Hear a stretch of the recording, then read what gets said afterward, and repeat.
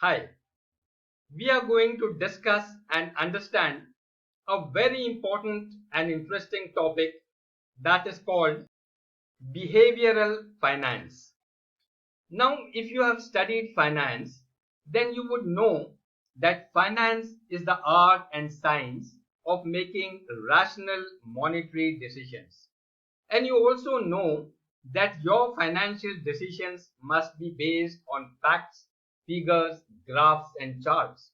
And you also know that your financial decisions must not be influenced by human sentiments or human emotions. But does it happen that way in reality on ground? Often not. What actually happens is that your emotions affect your behavior. Your behavior affects other people's emotions, and their emotions in turn affect their behavior. Other people's behavior further affect your emotions, and collectively, all this has an effect on the financial markets.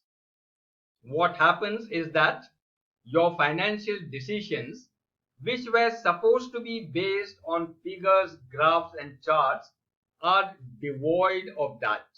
You start ignoring the figures, graphs, and charts before taking your financial decisions.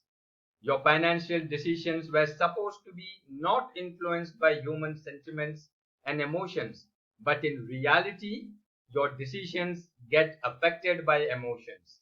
And as a result, your financial decisions become irrational, resulting in losses for you. Let me explain with an example. To understand that, let us go back in time to somewhere around mid of 2019. There are rumors that some virus has erupted in a local town in China. So people get fearful.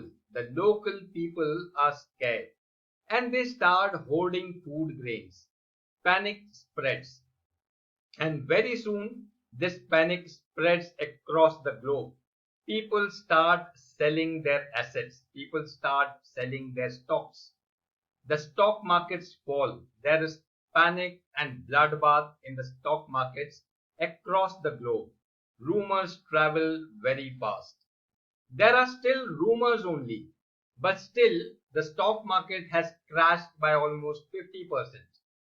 The financial markets are in turmoil, and very soon the rumors are confirmed.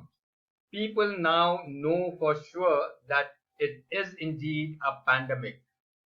And once it is confirmed that it is a pandemic, then the stock markets stabilize and gradually they start rising again. The pandemic continues, but the stock markets become stable and they start rising again gradually. The question is, why did people react on rumors? Did they see the financial data? Did they see the financial statement of the companies before selling their assets? Obviously not. Why did your emotions weigh so heavily on you? Why did you ignore the financial figures and the financial data before you sold off your assets? Why did you become irrational due to the fear of losses?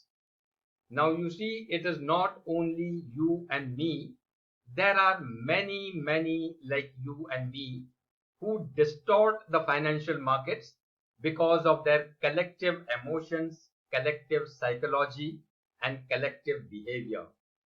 Understanding this collective psychology, emotions, and behavior is called behavioral finance.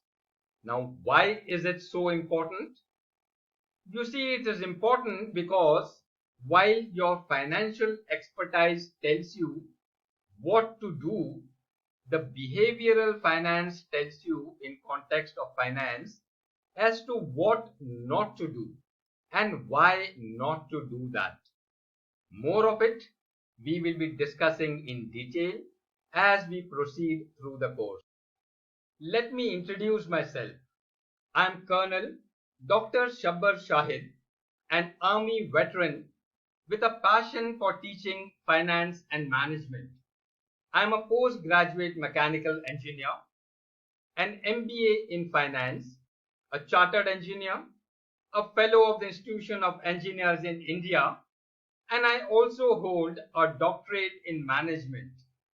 With over 4 decades of experience, I am qualified to teach you this subject.